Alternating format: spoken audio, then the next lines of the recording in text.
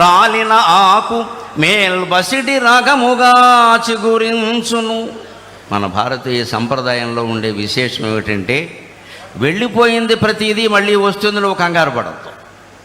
సంపద పోయింది మళ్ళీ వస్తుంది, అధికారం పోయింది మళ్ళీ వస్తుంది, సంతోషం పోయింది మళ్ళీ వస్తుంది, ఐశ్వర్యం పోయింది మళ్ళీ వస్తుంది. అంతేకాదు ప్రాణం పోయింది మళ్ళీ జన్మ వస్తుంది, కంగారు పడద్దు. ప్రతిదీ వస్తుంది, ప్రతిదీ వస్తుంది. కాలం నిచ్చెన లాంటిది కాదు, కాలం చక్రం లాంటిది. చక్రం పోయినవి మళ్ళీ వస్తూ ఉంటాయి, వచ్చిన మళ్ళీ వెళ్ళిపోతూ ఉంటాయి. జాగ్రత్తగా ఉండాలి. ఇందాక మనం సంవత్సరాల పేర్లు చెప్పుకున్నప్పుడు అదే విశేషాన్ని చెప్పుకున్నాం ప్రత్యేకంగా. అది మన సంస్కృతిలో ఉంది. అందుకే తాతగారు చనిపోతే సంవత్సరంలోగా మనవడు పుట్టినా మనవరాలు పుట్టినా ఆ తాతగారి పేరు ఈ మనవడికి పెడతాం మనం ఖచ్చితంగా.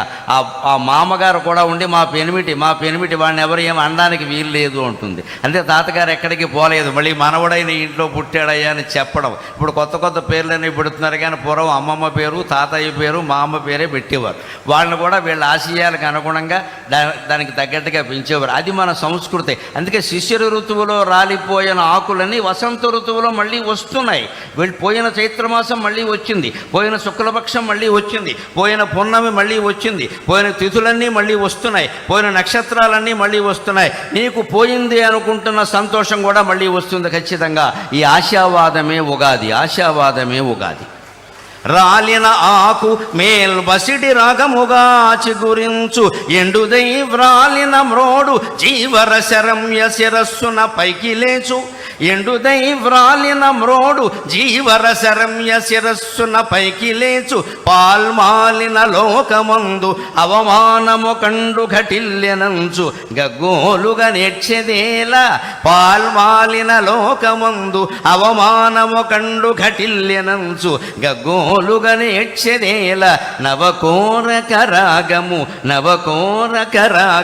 కోకిలమ్మయే హేలగ పాడుచున్నది. నవకోరక రాగము కోకిలమ్మయే హేలగ పాడుచున్నది. ప్రహేళికలన్ పగిలింపరమ్మికన్, ప్రహేళికలన్ పగిలింపరమ్మికన్. ఒక కుటుంబాన్ని నడిపేటువంటి మనకే పజిల్స్, ప్రహేళికల్ లాంటి సమస్యలు ఉంటాయి. ఒక రాష్ట్రాన్ని నడుపుతున్న వ్యక్తికి ఎన్నుంటాయో నాకు తెలుసు, నాకేమీ తెలియని విషయం కాదు. ప్రహేళికలు అన్నీ పజిల్స్, ఆర్థికమైనవి, మానసికమైనవి, శారీరకమైనవి, పార్టీ పరంగా ఉండేవి, ప్రభుత్వ పరంగా ఉండేవి, ప్రజల పరంగా ఉండేవి, అనేక రకాలు ఉంటాయి. వాటిని ఛేదించడానికి ఉపాయం ఏమిటంటే, రాలిన ఆకు మేల్పసిడి రాగముగా చిగురించు. చెట్టు కింద రాలిపోయిన ఆకు, రాలిపోయిన 15 రోజులకు చూడు మళ్ళీ పైన చిగురాకు రూపంలో కనిపించింది ఖచ్చితంగా. అలాగే అన్నింటికీ ఆశాదీపం ఉంటుంది, ఖచ్చితంగా వెలుగుతూ ఉంటుంది. మనం దాన్ని అందుకోగలగాలి. ఎండుదై వ్రాలిన మ్రోడు జీవరశరమ్య శిరస్సున పైకి లేచు. మొదలు కూడా మిగలకుండా కొన్ని చెట్లు ఖండించేస్తారు మానవత్వం లేకుండా. కానీ ఆ చెట్టుకి ఎంత పట్టుదల ఉందంటే, నన్ను నువ్వు మొదలంటా ఖండించినా నేను మళ్ళీ చిగురు వేస్తా అని నెల తిరగకుండా అది చిగురిస్తోందండి. చెట్టు నుంచి మనం ఎన్ని పాఠాలు నేర్చుకోవాలి, చెట్టు నుంచి మనం ఎన్ని పాఠాలు నేర్చుకోవాలి. నేను మళ్ళీ చిగురిస్తా అని అంత బండరాజులా ఉండిపోయిన చెట్టు కూడా మళ్ళీ చిగురుస్తోంది ఖచ్చితంగా. అలాగే పాల్మాలిన లోకమందు అవమానము కండు ఘటిల్లెనంచు, గగ్గోలుగా నేర్చెదేలా. నన్నెవరో అవమానించారు, నా గురించి ఏదో అనుకుంటున్నారు, ఇవన్నీ మనం ఆలోచించాల్సిన విషయం కాదు. విశ్వావసునామ సంవత్సరం మనకి ఇస్తూ ఉన్నటువంటి ఖచ్చితమైనటువంటి ప్రబోధం అదే. ఏది నువ్వు ఆలోచించుకో, నువ్వెవరో నీకు తెలుసు. నువ్వెవరో నీకు తెలిసినప్పుడు నిన్ను గురించి ఎవడో అనుకోవడాన్ని గురించి నువ్వు ఆలోచించాల్సిన అవసరమే లేదు. మనం ఉచ్చైశ్రవంలా బతుకుతూ ఉన్నప్పుడు ఎవడో మనం మీరు గుర్రం కాదండి గాడిద అంటే వాడి కోసం మనం ఇప్పుడు గుర్రమో గాడిదో నిరూపించుకోవాల్సిన అవసరమే లేదు. మనం ఏమిటో మనకు తెలుసు. ఆత్మవిశ్వాసం చాలా ముఖ్యం. ఆ విశ్వాసంతో నువ్వు ముందుకు దూసిగడితే ప్రహేళికలన్ పగిలింపరమ్మికన్, అన్ని రకాల పజిల్స్, ప్రహేళికలన్నింటినీ ఛేదించుకుని మనం ముందుకు వెళ్ళగలం ఖచ్చితంగా. అటువంటి ధైర్యం రాష్ట్ర ప్రభుత్వాధినేతకి ఇప్పటికీ ఉంది. మనందరికీ కూడా అటువంటి ధైర్యం మనకు కలగాలి. ఆయన ధైర్యమే ఆయనకి శ్రీరామ రక్ష, ఆయన ధైర్యమే మనకి శ్రీరామ రక్ష. అందుకని వచ్చే సంవత్సరం విశ్వావసునామ సంవత్సరం ఆంధ్రప్రదేశ్ ప్రభుత్వానికి బాగా అవసరం కాబట్టి నిజంగానే విశ్వావసు అంటే అన్ని రకాల బంగారము లోహాలు అన్నీ ఆంధ్రప్రదేశ్లోనే లభ్యమై భగవంతుడి దయ వల్ల అన్ని రుణాలు తీరిపోయి వారు ఆశించినట్టే స్వర్ణాంధ్రప్రదేశ్గా రూపొందుతుంది అని స్వర్ణ భారత్ ట్రస్ట్ సాక్షిగా మనం భగవంతుని ప్రార్థన చేద్దాం.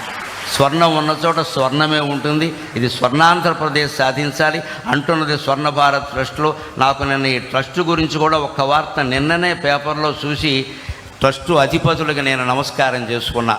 14 ఏళ్ల క్రితం బొంబాయిలో తప్పిపోయినటువంటి ఒక కుర్రాన్ని ఈ ట్రస్టు వారు చేరతీసి 14 ఏళ్ల పాటు విద్యాబుద్ధులు చెప్పించి వాళ్ళకి జీవితానికి అవసరమైన వృత్తులన్నీ నేర్పి మళ్ళీ బొంబాయి తీసుకెళ్ళి ఎక్కడ పనిచేశాడో అక్కడి నుంచి వాళ్ళ తల్లిదండ్రుల వివరాలన్నీ తెలుసుకుని వాళ్ళని పిలిపించి వాళ్ళకి మొత్తం మీద ఆ అబ్బాయిని అప్పగించారని నిన్న పేపర్లో చూశాను. అందుకని మా అమ్మాయి ఇలాంటిదైనా దీప గారిని నేను ఆశీర్వదిస్తూ ఉన్నాను. నిజంగా ఇంత ట్రస్టు నడుపుతూ ఇంతటి మంచి కార్యక్రమాలు చేస్తూ నేను చూసి ఈ ట్రస్టు ఇంత గొప్పదా, దీనిగా నేను వెళ్ళబోతున్నదని నేను చాలా సంతోషించాను. నిజంగా దీన్ని ఆదర్శంగా తీసుకుని మనం స్వర్ణాంధ్రప్రదేశ్ నిర్మాణానికి ఎంత చేయాలో అంతా చేద్దాం. ప్రభుత్వానికి పూర్తిగా సహకరిద్దాం అన్ని విధాల. ముందు ఒక్క విజ్ఞప్తి, ప్రభుత్వానికి కట్టవలసిన పన్నులన్నీ రూపాయి ఎగ్గొట్టకుండా కట్టేద్దాం. అది చాలు, ఇంకేమవుతాం. అది ఒక్క పని మనం చేసి మళ్ళీ ఏమండి నాకు అవకాశం ఊరికే గోక్కుండా మనం మొత్తం అన్నీ కట్టేస్తే అన్ని ప్రభుత్వాలు బాగానే నడిస్తే. పూర్వం నుంచి ప్రభుత్వాలు పన్నుల మీద ఆధారపడి నడిచే. అందుకని అవన్నీ మనం సక్రమంగా ఏదీ లోటు చేయకుండా కట్టేస్తే అన్నీ బాగుంటాయి. అటువంటి చిత్తశుద్ధి నిజాయితీతో జీవించడానికి, సత్యానికి ధర్మానికి కట్టుబడి ఉండడానికి నా ఈ ప్రవచనం ఏమాత్రం ఉపయోగపడినా నేను ధన్యుణ్ణి. నాకు ఈ 4 మాటలు నేర్పిన మా అమ్మ ధన్యురాలు. స్వస్తి. చాలా చాలా సంతోషం. గరికపాటి